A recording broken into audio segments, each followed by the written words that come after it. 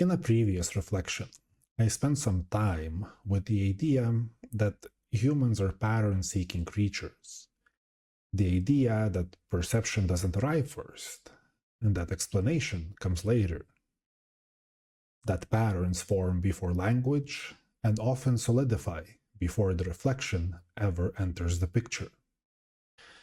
That thought stayed open, because noticing that the mind seeks patterns is one layer. What matters is what the mind does once a pattern is already in motion. The mind doesn't only detect patterns, it completes them. Gaps don't stay open for long. Silence acquires intention. Partial signals turn into stories. Incomplete experiences get resolved into something that feels whole enough to act on. And I'd like to explore that level in this video. The level where perception, emotion, and meaning begin to overlap.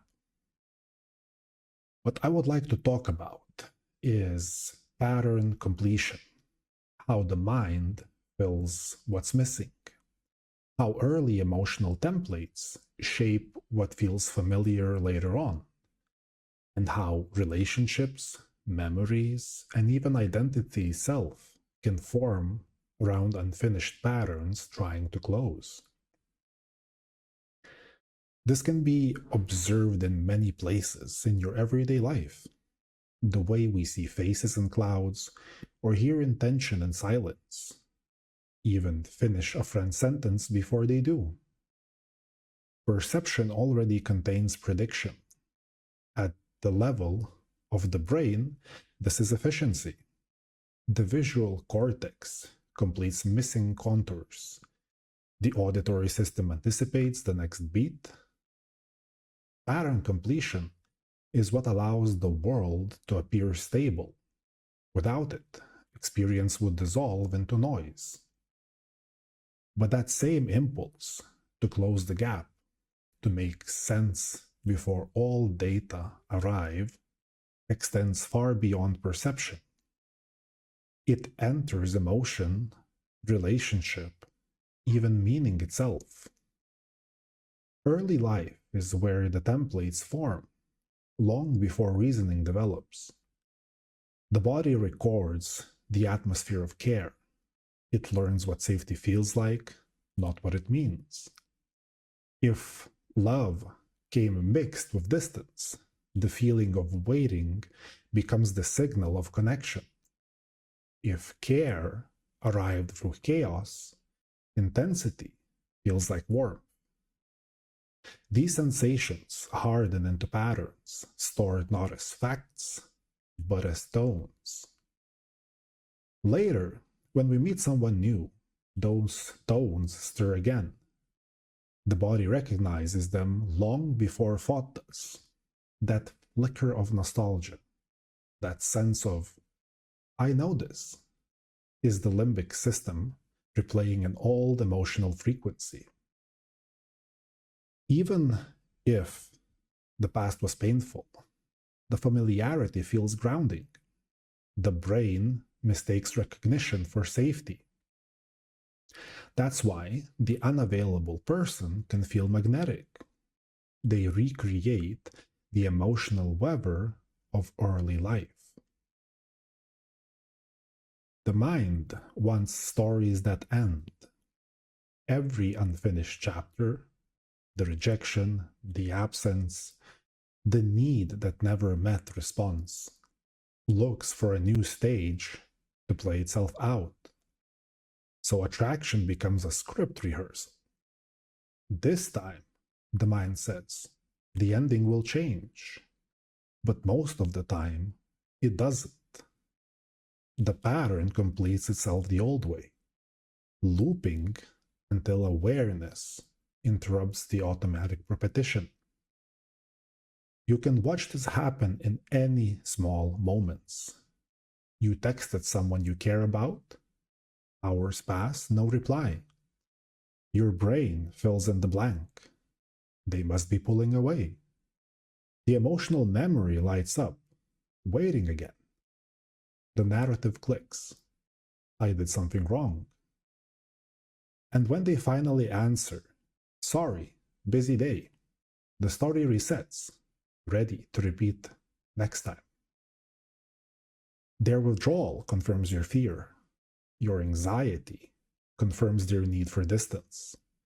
Two incomplete patterns, meeting and finishing each other perfectly. The same mechanism runs at larger scales. Pattern completion doesn't stop at relationships. It governs identity itself. We need continuity, a sense that today follows from yesterday and leads somewhere tomorrow. Meaning is the macro version of the same act, turning fragments into coherent self-story. We do it to stay sane. But coherence can become its own addiction. The feeling of fit becomes indistinguishable from truth. I'd like to think that one can often tell a lot, if not more, about a person from how they close gaps than from what they believe. Some minds rush to closure. They can't tolerate ambiguity. Others hold it open longer, letting contradictions breathe. Speed of completion reveals uncertainty tolerance. Rigidity reveals need for control. These traits show the architecture of cognition, independent of content. Structure without context tells you the shape of a mind. Context without structure tells you its story. Let me give you a few scenarios to illustrate the point. Two employees receive the same feedback. We'll revisit this next quarter. No praise, no criticism. Under scenario 1, the person closes the gap immediately. The ambiguity collapses into evaluation. I'm underperforming.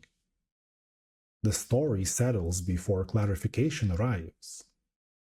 Under scenario 2, the person delays completion. The feedback stays incomplete. Multiple interpretations remain alive. Weeks later, promotions are announced. Both were considered. One person, however, spent months under quiet self-judgment. The other didn't. Same data, different closure speed, different internal realities. This leads to a working model I keep returning to, called closure architecture. The idea that every layer of the mind, sensory, emotional, narrative, social, existential, predicts, completes, and then updates. And that maturity lies in keeping the loop flexible. 3 principles follow. First, predictive awareness. Notice when you're completing rather than perceiving. Second, contextual calibration. Pause before interpreting a pattern outside its environment. And third, reflective updating. Treat every conclusion as provisional, open to revision. I find this quite practical.